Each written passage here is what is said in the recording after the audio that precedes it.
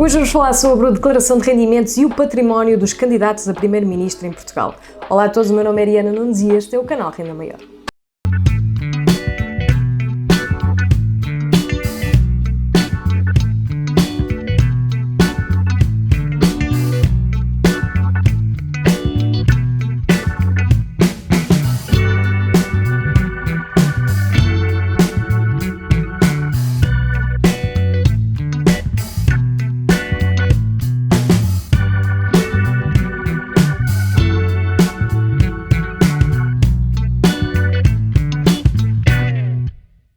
Como é habitual, gostaria de começar por agradecer a todas as pessoas que se encontram desse lado e que ajudam o canal a crescer. Meu sincero muito obrigada desde já. Para quem ainda não é inscrito ou apenas chegou agora, vou pedir então o favor de clicar no botão que está aqui em baixo, no botão subscrever, para poderem fazer parte deste projeto. Eu aqui falo de educação financeira e investimentos na realidade portuguesa. E hoje, tendo em conta que estão aí as eleições, vamos falar sobre o património dos candidatos a primeiro-ministro em Portugal, dos vários partidos, e perceber aqui como é que eles fazem a sua gestão. Para não perdermos mais tempo, vamos então passar para o meu computador para conhecer, baseado no artigo que a Sábado fez, os rendimentos que estes candidatos apresentaram então ao Tribunal Constitucional. Pois bem, já estamos aqui no meu computador, como vocês podem ver, este artigo é do Bruno Faria Lopes, ele então, neste caso, faz parte da Sábado, que neste momento fez um apanhado sobre os rendimentos e o património dos candidatos aqui então a primeiro-ministro, nomeadamente os líderes partidários. Relativamente aqui a algumas indicações, eu não vou apresentar todo o artigo porque ele é pago e vocês devem também consultá-lo, mas aqui para vocês terem uma ideia, Luís Montenegro é o único que investe em ações, Mariana Mortágua foi a única senhoria, porque isto é uma declaração de rendimentos proveniente do ano de 2023, que contempla então sempre o ano de 2022 até ao final do mesmo em relação àquilo que são os rendimentos e o património. Portanto, estamos a falar aqui até ao final do ano de 2022, aquilo que eles tinham, que foi declarado em 2023, visto que a próxima vai ser agora em abril de 2024. Relativamente a André Ventura, eu quero falar aqui então sobre aquilo que aconteceu desde dezembro de 2020.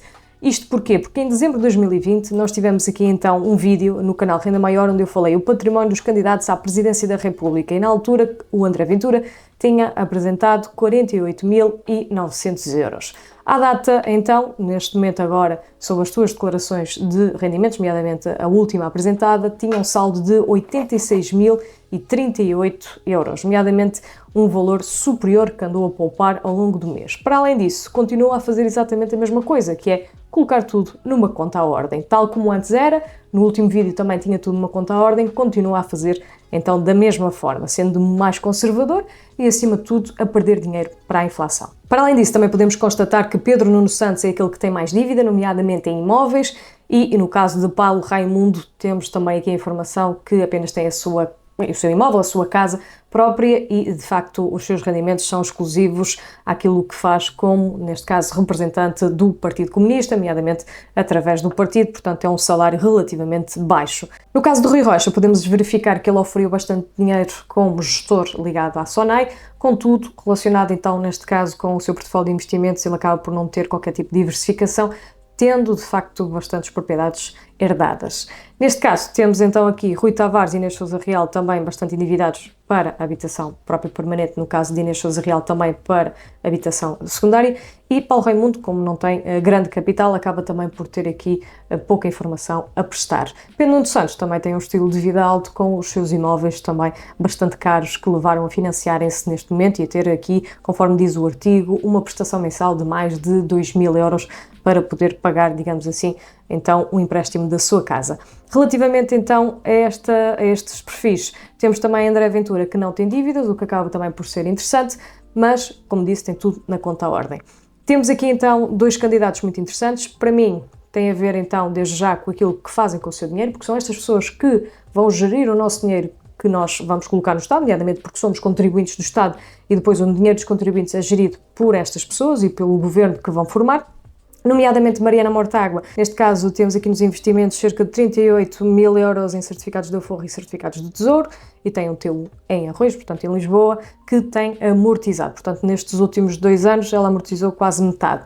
Nota-se que tem aqui uma questão de ideologia, que não corre riscos e que é conservadora, fazendo investimentos diretamente com dívida pública, e por isso acaba por ser interessante também verificar aqui o perfil de Mariana Mortágua. Este artigo também indica que ela foi senhoria, ela teve um apartamento T1 que neste momento vive desde 2022, de 2018 a 2022 arrendado, com uma renda mensal de 650 euros, portanto também era aqui senhoria, mas em termos ideológicos ela de facto acaba também por não fazer investimentos de risco e provavelmente é por isso que gera assim o seu dinheiro. Paulo Raimundo, neste caso, tem aqui então uma informação de 66 mil euros de dívida de crédito à habitação e não tem qualquer tipo de investimento declarado. No caso de André Ventura, neste caso, tem uma conta à ordem com cerca de 86 mil euros, é a única informação que é dada, portanto uma conta à ordem parada provavelmente está a perder é para a inflação e não tem dívidas, o que é um cenário positivo. Relativamente a Rui Rocha, tem dívidas provavelmente associada, neste caso, à sua vivenda em Braga e, como eu disse, tem pequenas propriedades de uma herança e tem uma conta também à ordem e um PPR. Portanto, a conta à ordem 78.500 euros e, neste caso, um PPR com 9.400 euros. Portanto, temos aqui, de facto, um investimento pouco diversificado, nomeadamente apenas um PPR. Relativamente a Rui Tavares, não tem qualquer tipo de investimento, tem sim 2 créditos de 194 mil euros. Neste caso tem um apartamento onde vive no centro histórico, portanto aqui tem um imóvel que pode valorizar bastante, mas obviamente que é a sua habitação própria e permanente e por isso neste caso nem sequer se trata de qualquer tipo de investimento. Relativamente aqui na Sousa Real, ela tem 331 mil euros em 3 créditos, tem o renting do BMW, tem aqui também a informação que tem o seu apartamento em Lisboa e uma casa na Lagoa de Santo André, aqui no litoral alentejano. Tem uma conta à ordem com 61 mil euros e através de marido está ligada a empresas de frutos vermelhos. Isto foi uma polémica que houve, mas neste caso aqui em relação a Pedro Nuno Santos dívidas, quando deixou de ser ministro tinha neste caso um crédito bancário de 438 mil euros. A Meias tem um apartamento com a mulher e uma propriedade em Montemoro Novo, tem poupanças de cerca de 50 mil euros em contas bancárias e também um pouco mais. Relativamente a todos estes, eles têm quase em comum o facto de terem o dinheiro parado no banco, o que não se percebe neste caso, tendo em conta a informação e, obviamente, a possibilidade de pôr o dinheiro a render ou ter aqui a possibilidade de correr mais riscos para terem mais recompensas, portanto são bastante conservadores, como a maior parte dos portugueses, mas a verdade é que podiam fazer muito mais pelo seu dinheiro para poder obter, de facto, mais rentabilidade e ter acesso a ainda mais dinheiro para que o dinheiro não fique simplesmente ali estagnado e, acima de tudo, não nos vamos esquecer que estas pessoas vão gerir o nosso dinheiro como contribuintes e por isso é importante aqui nós escolhermos bem. Relativamente aqui a Luís Montenegro, também não tem dívidas, o que é muito interessante, mas também tem rendimentos elevados, nomeadamente como deputado e como, neste caso, sócio de um escritório de advocacia. E, claro, depois também ele vendeu esta participação quando se tornou presidente do PSD, portanto deve ter aqui amealhado bastante com essa venda da sociedade. E, além disso, tem aqui a propriedade em Espinho, que já se falou muito em relação à mesma, tendo em conta os vários andares e afins. Tem aqui propriedades rurais herdadas, incluindo pinhais, terrenos e afins. Investiu, e aqui é que está a parte interessante, investiu 546 mil euros em ações e fundos de ações, incluído, neste caso, aqui, comprou, neste caso, uma empresa cotada, cerca de 1,92 milhões de ações. Portanto, quase 2 milhões de ações que ele comprou aqui na Bolsa. Não se sabe qual é, de facto, a empresa, por isso ficamos aqui sem saber qual é a empresa de eleição de Luís Montenegro, mas interessante neste momento é que ele então tem um investimento de 546 mil euros. Neste caso, para não terminarmos aqui com Luís Montenegro, também vou-vos deixar aqui já agora a indicação que foi prestada na declaração de interesses que apresentou ao Banco Central Europeu, o nosso Mário Centeno, que será então, neste caso, governador do Banco de Portugal, e neste momento, se vocês verificarem, vamos ver então as empresas que Mário Centeno investe, para vocês terem conhecimento: Galp Energia, Martifer, NOS, Farol, REN, Navigator e Benfica. Portanto, também temos aqui o nosso governador do Banco de Portugal a investir em bolsa e, como podemos verificar, estas são as ações escolhidas do seu portfólio. Relativamente então aqui à parte de investimentos, se nós verificarmos aqui no início desta reportagem, deste artigo, nós temos aqui a indicação de que André Ventura, neste caso o líder do Chega, tem aqui então a indicação de ter um saldo de 86 mil euros, significa que poupou em média cerca de 769 euros mensais nos últimos 21 meses, desde a penúltima declaração. Portanto, como tivemos períodos de taxa de inflação bastante elevados, ele perdeu dinheiro durante este período, de facto, estando numa conta à ordem, foi simplesmente perder para a inflação, e agora o que antes conseguia comprar com este dinheiro, agora compra menos. e por isso desvalorizou o valor do dinheiro. Porém, se ele agora mantivesse este de lado, como ele quer, conta poupança, ficar à ordem, seja lá o que for, e a partir de agora começasse a investir estes 769 euros mensais, por exemplo, em planos de investimento, nomeadamente temos estes planos de investimento aqui da XTB, se vocês não conhecem, é a corretora que também apoia este vídeo, o link vai ficar aqui em baixo na descrição para conhecerem a mesma. Vocês podem então ter aqui planos de investimento fazendo investimentos mensais automáticos todos os meses, sem qualquer tipo de trabalho, simplesmente têm que escolher um bom ETF. Um bom ETF, aquele que replica as principais empresas norte-americanas, temos aqui este da Vanguard, que está em euros, é acumulativo, portanto nem sequer existe a indicação de prestarmos informação à autoridade tributária, nomeadamente para dividendos.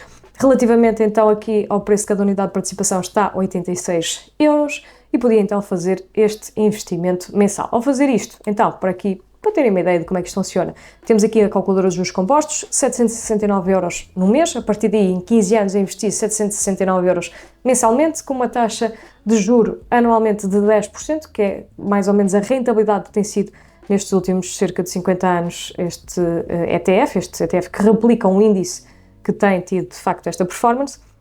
Neste momento o valor total seriam 309 mil euros, sendo que de juros seriam 170 mil ganhos só por ter o dinheiro a investir. Pode fazer a diferença, provavelmente ele não vai fazer isso e o que vai acabar por fazer vai continuar a perder para a inflação, apesar de ganhar cada vez mais dinheiro e continuar a poupar. Porém, se queremos que o nosso dinheiro não desvalorize, nós temos que aplicá-lo.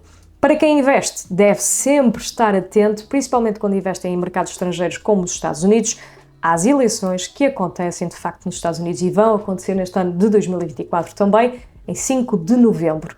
Neste momento, Trump ultrapassa Biden nas sondagens. Temos aqui também a informação, de acordo com a última sondagem, que 40% dos votos vão então para Trump, ao contrário de 34% do atual líder Joe Biden. Isto também é muito importante porque será esta pessoa que vai mexer aqui no panorama económico nos Estados Unidos e onde nós temos, por exemplo, aqui os nossos investimentos ligados ao S&P 500, nomeadamente a outras empresas que são as principais do mundo. Relativamente então aos planos de investimento, podem fazê-lo na XTB, como eu disse, o link vai ficar aqui em baixo na descrição para vocês poderem também conhecer este novo produto aqui da XTB, que é muito interessante. Também têm a possibilidade, se quiserem deixar ficar aqui dinheiro, apesar de ser neste momento uma corretora, têm a possibilidade de também estar o saldo não investido a ser remunerado, pelo menos existe aqui algum tipo de taxa que acaba por compensar em relação ao dinheiro parado numa conta do banco à ordem. Para terminar, quero simplesmente passar aqui uma mensagem de apelo à vossa consciência, nomeadamente ao voto. Não há nada mais importante de nós podermos decidir o futuro do nosso país e ter essa decisão não é só um direito, é também um dever. Nós devemos votar. E se vocês me disserem que são todos iguais e que nenhum deles vos representa, então vão às urnas e votem em branco para deixar uma mensagem bem clara, que nenhuma destas pessoas está de acordo com aquilo que vocês querem como líder. Se entretanto vocês tiverem de facto mais simpatia por um ou tiverem uma ideologia que vocês querem seguir, façam-no. O importante aqui é que vocês votem para que Portugal possa ter, de facto, os seus eleitores, as pessoas que contribuem ativamente, as pessoas que cá estão, que de alguma forma deem uma mensagem para onde querem e como querem melhorar. Por isso é importante votarem e não se esqueçam disso. Se não conseguirem votar na data que está marcada, neste caso o dia 10 de março, façam um voto antecipado. Existe um site, que é o site do voto antecipado, onde vocês podem então votar uma semana antes para poderem garantir que fazem, de facto, esse pequeno ato que contribui tanto para a melhoria do nosso país. Estamos todos a precisar de um país bom, de um país onde se pode viver, onde existem condições, onde há paz, onde há respeito e, acima de tudo, onde vamos economicamente ter cada vez mais riqueza para vivermos melhor. Se gostaram deste vídeo, vou pedir então, por favor, que deixem ficar um gosto para ajudar. Eu espero-vos no próximo.